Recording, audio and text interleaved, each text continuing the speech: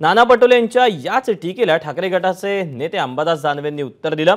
या 4 मतदारसंघात मोठ्या प्रमाणात नोंदणी केली आहे, कामही केलं आहे, आम्ही परंपरागत पद्धतीने जागा जाहीर केल्याचं दानवे म्हणाले। तर ज्या जागा परंपरागतरित्या शिवसेना लढते, शिवसेनेनं मोठ्या प्रमाणात नोंदणी केलेली आहे, त्या जागा लढणं आजपासून नाही तर आधीपासून शिवसेना या मतदारसंघावर काम करते।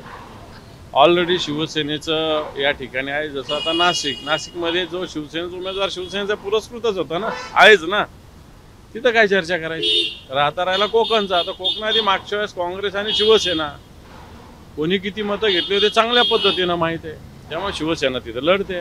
मला असं वाटतं उद्धव साहेबांनी फोन उचलला नाही, याच्यासोबतच शिवसेनेचे नेते आहेत, देसाई साहेब आहेत, संजय राऊत साहेब आहेत, आदित्य साहेब आहेत, हे सगळे शिवसेनेची एक सिस्टीम आहे।